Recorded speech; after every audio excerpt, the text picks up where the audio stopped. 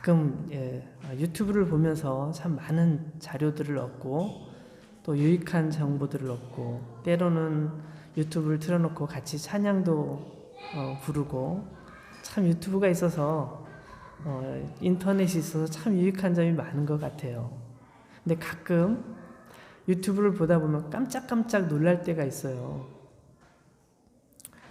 무슨 챌린지 뭐 이런 거 뭐 하는 거 있잖아요. 먹방 이런 한 번은 어떤 되게 예쁘장하게 생긴 여자 청년인데 식당에 딱 들어가더니 고기 25인분 주세요. 그러는 거예요. 혼자서 고기 25인분 주세요. 그러니까 식당 주인이 깜짝 놀래요. 근데 그리고요, 짜장면하고요, 짬뽕하고요, 칼국수하고요, 만두도 주시고, 만두 4인분 주시고, 그 다음에 또 이렇게 주문을 해가지고 세상에 그 식탁이 가득 채워지도록 놓고 혼자 그걸 먹는 거예요. 그 편집을 할 것 같으면 딱 끊기고 바뀌니까 이걸 음식을 버렸을 수도 있겠다 생각이 들 텐데 끊지 않고 계속 방송을 하는 거예요. 그래서 저도 계속 쳐다봤죠. 정말 저걸 다 먹을 수 있나? 세상에 그 고기를 다 먹고 거기 음식을 다 먹는 거예요. 세상에. 너무너무 안타까운 거예요. 저는 그게 신기하고 놀라운 게 아니라 너무 불쌍한 거예요. 저렇게 음식을 먹으면 속이 버려서 나중에 나이가 들면 얼마나 고생할까 이런 생각이 막 드는 거예요. 저도 음식을 많이 먹는 축에 속한다고 주변 사람들에게 얘기를 듣는 편이지만 도저히 그건 상식적이지 못한 것 같아요. 근데 놀라운 것은 그분이 그것을 통해서 돈을 어마어마하게 번대요. 어떤 분들은 자전거를 타고 있죠. 산이 이렇게 돼 있는 산 꼭대기 중앙을 정말 아무런 안전장치가 없는 길이잖아요. 그 길을 자전거를 타고 달리는 거예요. 살짝만, 정말 살짝만 잘못 핸들을 틀면 그냥 끝없이 낭떠러지로 떨어질 텐데 그렇게 해요.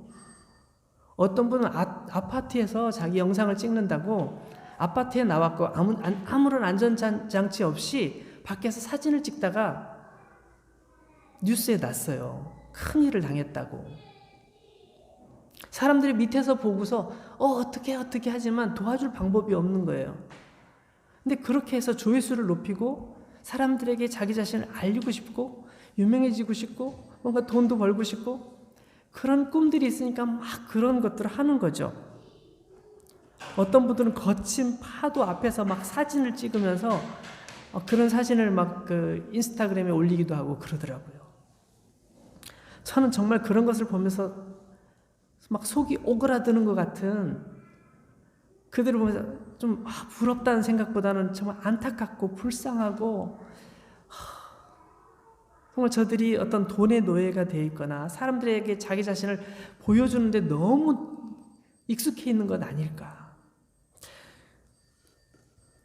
너무 무모하고 너무 위험하고 정말 사고도 너무너무 많이 나는 뉴스에 안 나올 뿐이지 정말 너무너무 많은 사고들이 일어나고 있는데도 불구하고 아무렇지도 않게 그런 일들을 계속하는 사람들이 많아요.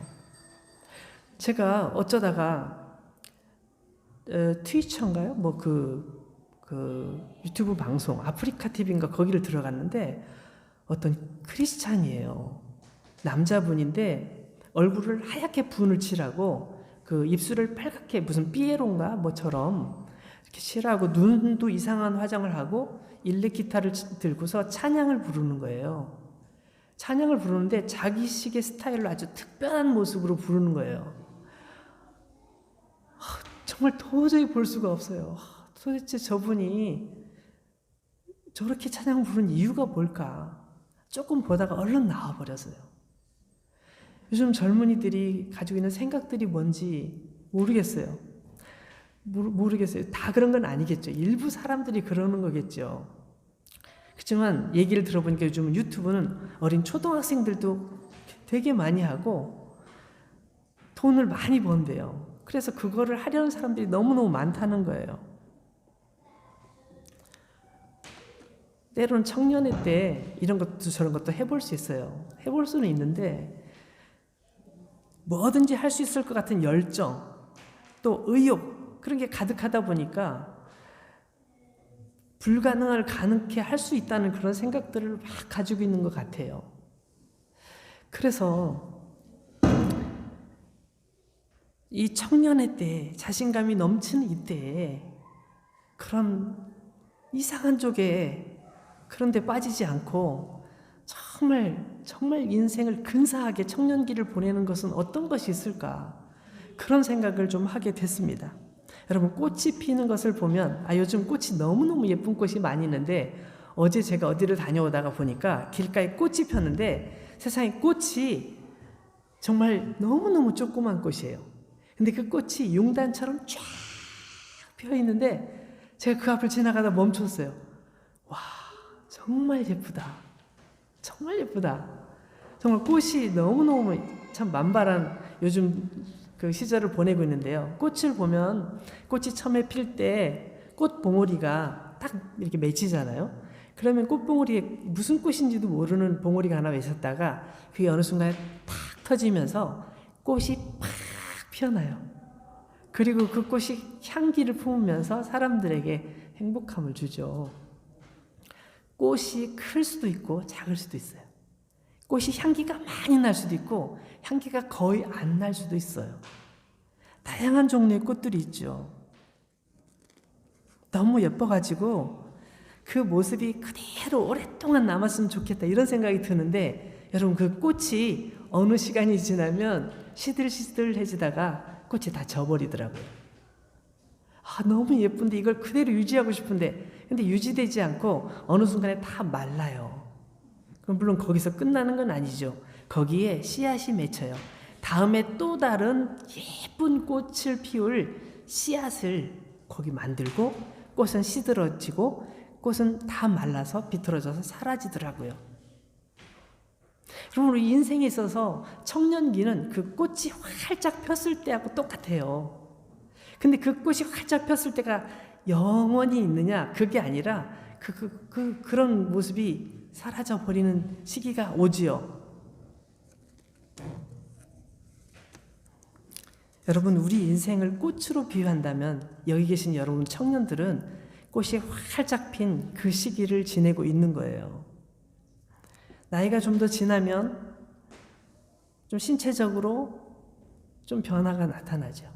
그래서 과거에는 화장을 하지 않아도 예쁘다는 소리를 많이 들었는데, 과거에는 뭐 머리 단장 안 하고 옷을 대충 입어도 멋있다는 얘기를 많이 들었는데, 좀 지나면 화장을 해야 되고 또 뭔가 가꾸지 않으면 그 모습을 유지하기 힘든 시기가 오고, 나중에는 화장해도 표시가 안 나고, 했는지 안 했는지, 뭐 옷을 잘 입어도 표시도 안 나고, 그런 시기가 온다고요. 사랑하는 여러분, 우리 청년기에 이 시기를 정말 소중하게 여겼으면 좋겠고요. 여러분이 나중에 세월이 지난 뒤에 여러분을 되돌아 봤을 때, 나의 청년기는 정말 근사했어. 나의 청년기는 정말 너무너무 화려했고, 그리고 나는 나의 청년기는 너무너무 하나님 앞에서 아름다웠어. 전 그렇게 고백할 수 있었으면 좋겠어요. 나는 청년기에 대해서 후회하지 않아. 그렇게 말할 수 있었으면 좋겠어요. 특별히 하나님을 알아가는 데 있어서 더 그랬으면 좋겠어요. 오늘 말씀을 보면 하나님께서 우리를 부르시는데 내 아들아 이렇게 부르시는 말씀을 볼 수 있습니다. 마치 아버지가 자기 사랑하는 아들을 부르시는 것처럼, 그런 것처럼 하나님께서 우리를 향해서 아들아 이렇게 부르시는 거예요. 여러분, 우리는 아버지 하면 아버지에 대한 그 개인적인 이미지들이 있어요. 나를 너무 사랑해 주시는 분, 나를 가장 잘 이해해 주시는 분, 언제나 나를 받아주시는 분, 내가 어떤 행동을 해도 믿어주시는 분, 이렇게 좋은 이미지를 가지고 있는 분도 계시고, 또 어떤 분들은 틈만 나면 나를 혼내시는 분, 하기 싫은 것을 억지로 시키시는 분, 너무 무서운 분, 이런 부정적인 이미지를 갖고 있기도 하죠. 제 생각에는 우리가 하나님을 아버지라고 부를 때 잠재의식 속에서 나를 낳아주신 아버지, 나를 낳아준 어머니에 대한 이미지가 하나님의 이미지와 이렇게 오버랩이 되는 것 같아요. 그래서 하나님 아버지 그렇게 부를 때 저희 아버지가 저절로 생각이 나고 우리 아버지께서 어떠셨는지 그걸 자꾸 생각하게 돼요. 여러분들은 어떠신지 잘 모르겠습니다. 오늘 말씀을 읽어보면 이 말씀하신 하나님께서는 권위적인 모습이 하나도 없어요. 사랑스럽게 아들을 부르시는 아버지의 음성 같아요. 조용하게 설득하시고 긍정적인 반응을 기대하시고 편안한 마음으로 말씀을 하세요. 한번 제가 읽어볼 테니까 다시 한번 들어볼까요? 여기 보면 내가 만약 이렇게 한다면 너는 이렇게 될 거야 라고 말씀을 하십니다.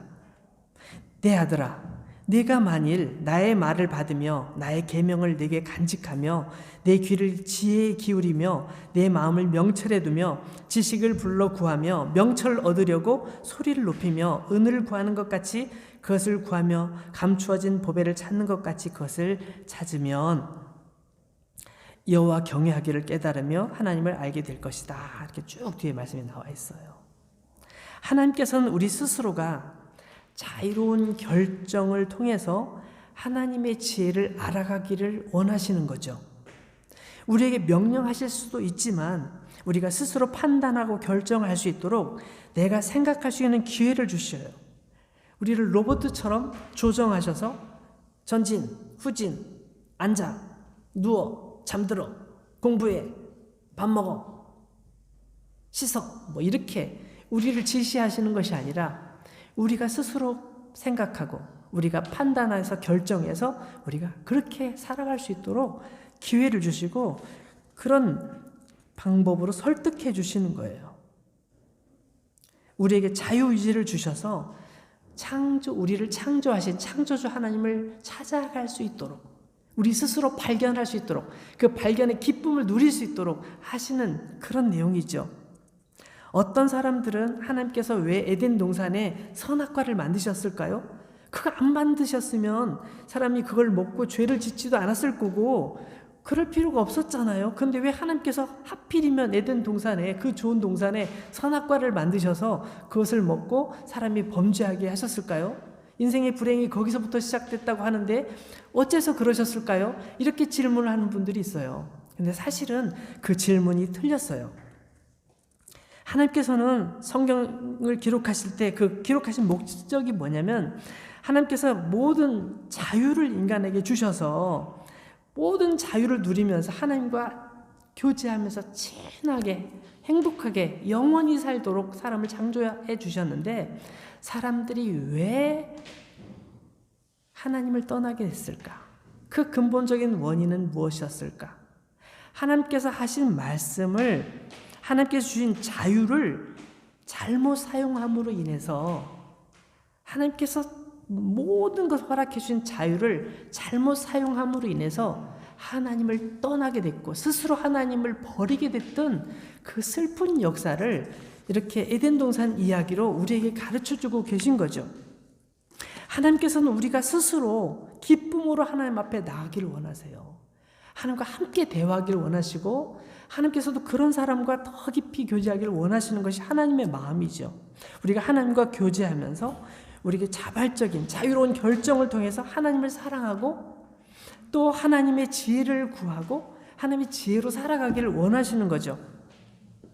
여러분 우리가 세상을 살아가면서 꼭 필요한 것이 지혜입니다. 지혜가 필요해요. 그죠? 오늘 말씀은 지혜로부터 얻을 수 있는 혜택들을 쫙 소개하면서 소개하기 직전에 두 가지 혜택 그런 지혜를 누리기 위해서는 우리가 어떻게 해야 되는지 두 가지를 말씀해 주고 있어요. 크게 두 가지. 첫 번째는 하나님의 말씀을 경청하라는 거예요. 나의 말을 받으며 나의 계명을 내게 간직하며 내 귀를 지혜에 기울이며 내 마음을 명철에 두며 이렇게 되어 있는데 여기 받으며 간직하는 거 귀를 기울이고 마음에 두는 거 이건 하나님의 말씀을 잘 경청하라는 거예요.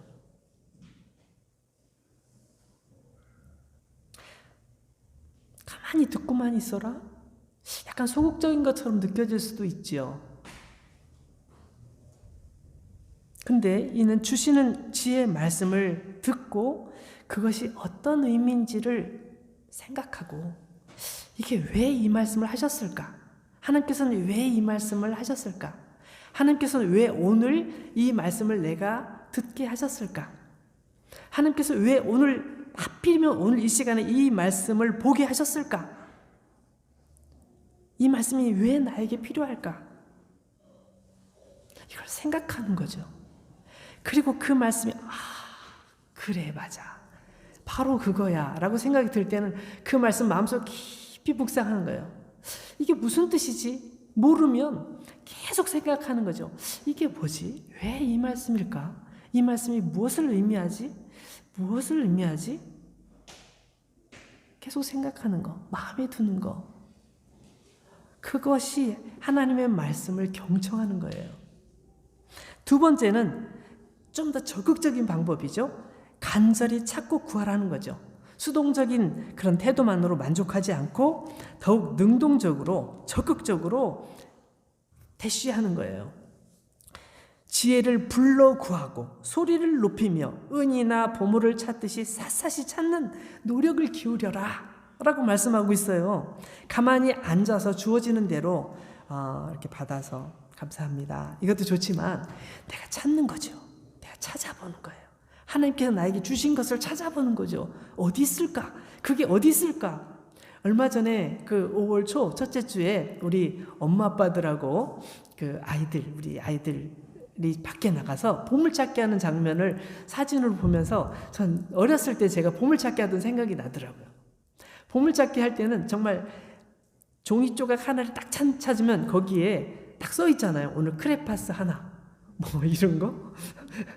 우리 시대에는 그게 최고 좋은 선물이었어요. 크레파스 뭐 이런 거. 뭐 그런 거.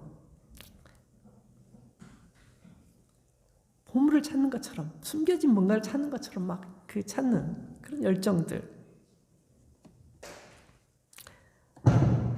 이것은 여러분 하나님께서 우리를 어떻게 도우시는지 알기를 사모하면서 간절히 구하는 기도와도 일맥상통하는 부분이 있습니다. 기도를 의미하기도 합니다. 여러분 20세기 초에 활동한 유명한 전도자로서 R.A. 토레이 목사님이라는 분이 계세요. 이분은 전도자이면서도 성경 신학자, 정말 탁월한 복음 변증가이시기도 하셨는데 이분의 특징은 뭐냐면 정말 그 복음의 진리를 너무너무 쉽게 귀에 쏙쏙 들어오게 가르치는 아주 그리고 단순하게 강하게 전하시는 목사님이세요. 근데 한 여성이 이분에게 상담을 요청했어요. 찾아와서 목사님 저에게 고민이 있는데요. 전 예배에 열심히 참석하고 있고요. 또 기도도 많이 하는데 왜 하나님께서 나를 사랑하신다는 하나님의 은혜가 나에게도 있다는 그런 생각이 안 들까요? 난 어떻게 하면 하나님의 은혜를 느낄 수 있을까요? 그렇게 질문을 했다는 거예요. 이 토레이 목사님께서 그러면은 제가 기도하는 법을 한 가지 가르쳐 드릴게요. 오늘부터 다른 기도는 하지 말고 딱 한 가지만 기도하세요. 하나님, 저의 자신의 모습을 보여주세요. 나의 모습을 보여주세요. 그것만 기도하세요. 그래서 그 부인은 감사합니다. 그리고 돌아갔어요. 그리고 매일 기도하는 거예요. 다른 기도 하지 말랬지. 하나님, 저의 모습을 보여주세요. 저는 어떤 사람일까요? 나는 어떤 사람인가요? 저의 모습을 가르쳐 주세요. 하나님께서 보시는 저의 모습은 어떤 모습이세요? 계속 기도하다가 보니까 자기의 모습이 보이기 시작했어요. 너무너무 부끄러운 거야. 내 살아가는 모습이 너무 부끄러워요. 정말 사람들 앞에 얼굴을 들 수가 없는 거예요. 하나님은 다 아시겠지만 정말 사람들 앞에서 내가 이렇게 살아왔구나 생각하니까 너무 부끄럽고 그래서 막 얼굴을 들 수 없고 막 정말 죽고 싶은 거예요. 죽고 싶은 거. 그래서 다시 이 목사님을 찾아갔어요. 목사님, 저를 기억하시죠? 얼마 전에 저 자신의 모습을 보여달라고 기도하라고 하셨잖아요. 제가 그렇게 기도하다 보니까 더 이상 기도 못 하겠어요. 이젠 더 이상 살고 싶지도 않아요. 창피해서, 부끄러워서 살 수가 없어요. 제가 얼마나 정말 부끄러운 삶을 살았는지 절망스러워서 살 수가 없겠어요 라고 목사님께 얘기를 한 거예요. 그냥 목사님이 그래요? 그럼 제가 두 번째 기도 제목 알려드릴게요. 이번에는 이것만 기도하세요. 그게 뭔데요? 이제부터는 주님의 십자가를 보여주세요. 주님의 십자가를 저에게 보여주세요. 그렇게만 기도하세요. 다른 기도 하지 마세요. 근데 이 부인께서 집에 돌아가서 정말 그분이 목사님께서 말씀하신 대로 그렇게 기도를 시작했대요. 주님, 예수님의 십자가를 보여주세요. 예수님의 십자가를 나에게 보여주세요. 예수님의 십자가에 달리신 모습을 나에게 보여주세요. 기도를 하는데 나는 죄가 많고 내 힘으로 이 죄를 해결할 수 없는데 내 스스로 도저히 해결이 불가능한데 이 절망에 빠져있던 나를 위해서 하나님께서 이분을 보내신 거구나. 예수님께서 십자가에서 죽으신 것이 나 때문에 죽으신 것이었구나. 하나님께서 나를 이렇게 사랑하시는데 난 그걸 몰랐구나. 하나님 앞에서 늘 투덜투덜거리고 왜 나에게는 이런 놀라운 기적도 안 보여주시고 나에게는 이런 간증거리도 없고 나에게는 날 사랑하시는 거 맞아요? 라고 난 늘 투덜거렸는데 알고 보니까 하나님께서 나와 같이 이런 정말 구제불능인 것 같은 나를 위해서 예수님을 보내주시고 예수님이 십자가에서 죽으시도록까지 그렇게 하셨구나. 이 사실이 막 가슴 속에 팍 다가오는데 그 감격을 견딜 수가 없었던 거예요. 이게 하나님의 사랑이었는데 난 이 엉뚱한 데서 찾았구나. 늘 알고 있었잖아요. 근데 그걸 마음에 팍 느끼면서 그 삶이 완전히 변하고 하나님께서 나를 사랑하시는구나. 하나님의 은혜가 내게 있구나. 그렇게 고백하면서 살았다는 그런 얘기를 제가 들었습니다. 우리가 지혜를 구할 때 필요한 것은 하나님께 간절히 기도하면서 구하면서 찾는 거예요.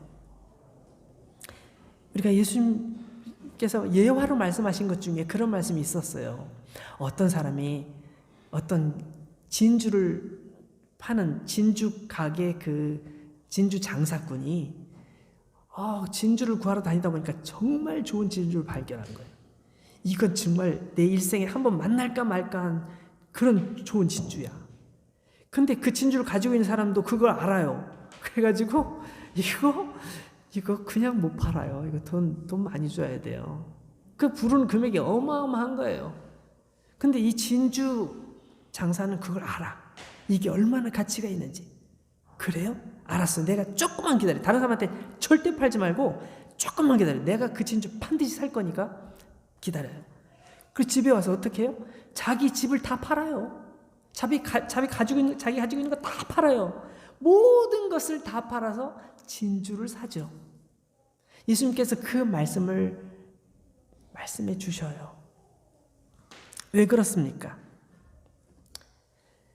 마치 보물이나 진주를 얻기 위해서 자기가 가진 모든 것을 팔아 희생하는 것처럼 지혜를 얻기 위해서 하나님의 나라를 얻기 위해서는 우리 모든 것을 희생해도 사실은 아깝지 않다는 거예요. 우리 지난주 함께 살펴본 말씀 야고보서 1장 5절 말씀을 보면 이런 말씀이 있었어요. 너희 중에 누구든지 지혜가 부족하거든 모든 사람에게 후히 주시고 꾸짖지 아니하시는 하나님께 구하라.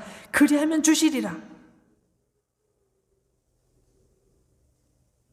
오늘 하나님께서도 오늘 이 말씀 속에서 그렇게 말씀하고 계시잖아요. 너희가 진주를 구하는 것처럼 보배를 찾는 것 같이 그렇게 지혜를 찾아라. 지혜를 찾아라 라고 말씀하고 계시잖아요. 여러분 우리가 바빠요. 할 일 많아요. 공부도 해야 되고 일도 해야 되고 바빠요. 그런데 아무리 바빠도 해야 될 일이 있어요. 그건 뭐냐면 하나님의 지혜를 구하는 거예요. 하나님의 지혜를 구하는 거예요. 우리가 어떤 일을 정말 목표를 가지고 열심히 했는데 나중에 보면 내가 이 진로가 이게 아니었네? 이거 아니야. 지금 3년 동안 공부했는데 포기. 다시 시작하는 경우 있잖아요. 뭐 공부할 때는 그래도 괜찮아. 근데 뭐 일을 했어요. 평생 동안 일을 해왔어요. 막 일을 한 20년, 30년 해왔는데 하다 보니까 이게 내 일이 아니었던 것 같아. 그러고서 다시 시작하는 경우도 있잖아요. 그런 경우도 있어요. 우리 인생에 그런 경우들이 많아요. 근데 어떻게 살아가든지 우리는 정말 우리 방식대로 살려고 하지 않고 하나님의 지혜를 구하고 하나님께서 나에게 가르쳐준 지혜를 구하면 우리가 인생을 살아가면서 후회하지 않게 된다는 것이죠.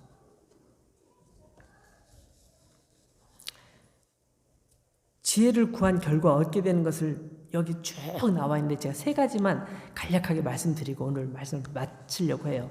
첫 번째는 지혜를 찾음으로써 얻게 되는 첫 번째는 하나님을 경외하기를 깨닫게 되고 하나님을 알게 된다는 거예요.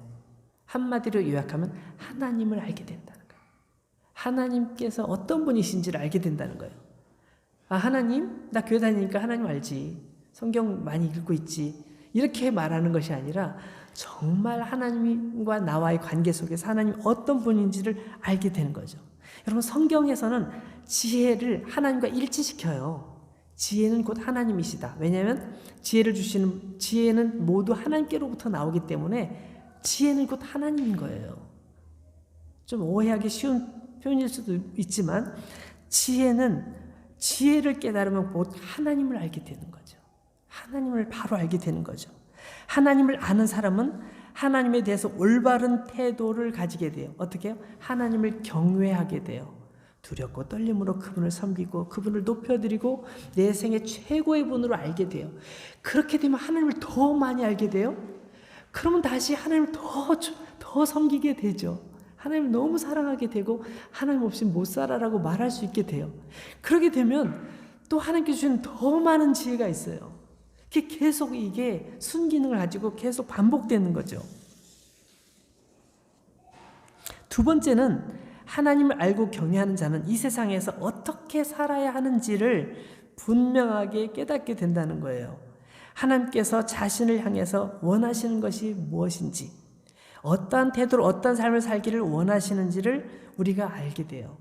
그럼 여기 성경에 공의, 인자, 겸손 이런 여러 가지가 나와 있는데 이것을 한마디로 말하면 선하게 사는 것을 말해요. 이 세상에서 정말 선하게 사는 것, 하나님께서 기뻐하시는 삶을 살아가는 것.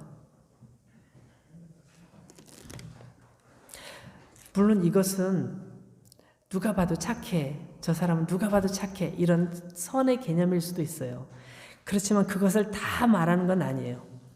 정말 이 하나님께서 말씀하시는 선이라는 건 뭐냐면 하나님 보시기에 아름다운 거예요. 하나님 보시기에 아름다운 거.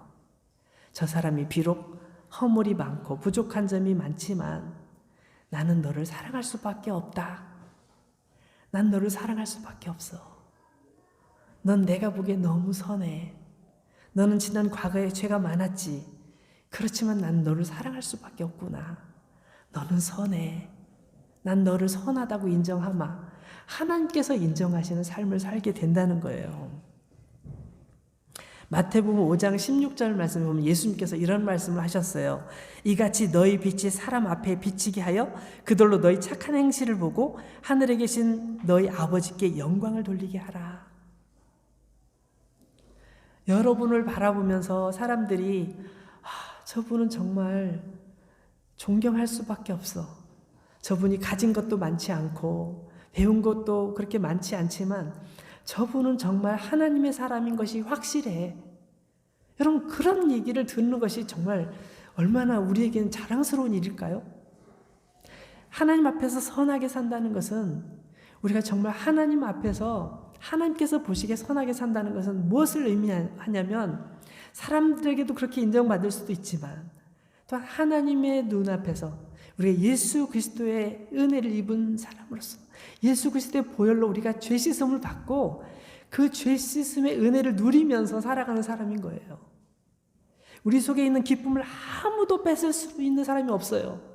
나는 하나님 때문에 기뻐요. 나는 하나님 때문에 행복해요. 나는 정말 이 많은 시련이 육신의 연약함과 물질의 부족함과 삶의 여러 가지 문제가 있지만 그럼에도 불구하고 나는 이 속에 있는 기쁨, 내 속에 있는 진짜 기쁨은 아무도 노터치, 아무도 손댈 수 없어요.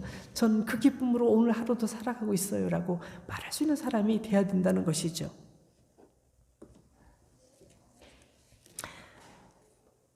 아까 초두에 제가 말씀드렸지만 우리 청년 여러분 이제 먼 훗날 여러분이 어른이 되고 결혼도 하고 어른이 되고 나이가 점점 들어가면서 여러분의 청년 시기를 돌아보는 날이 올 거예요.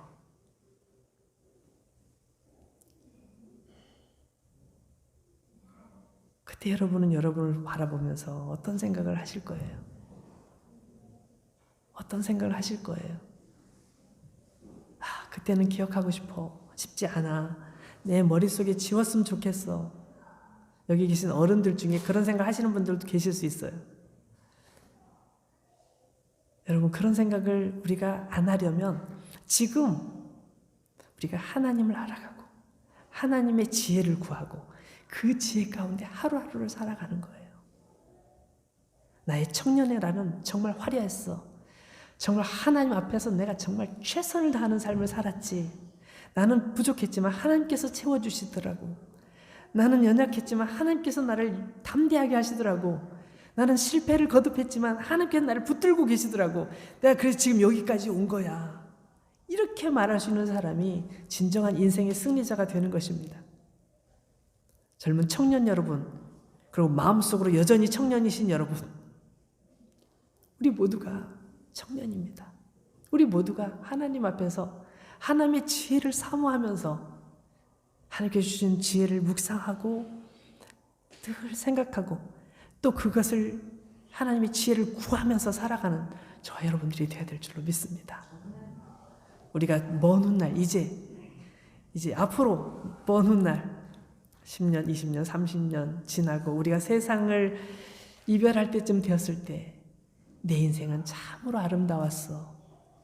내 인생은 보석같이 빛나는 정말 화려한 그런 하나님 앞에서 아름다운 보석 같은 존재야 라고 고백할 수 있는 우리 모두가 되기를 축원합니다.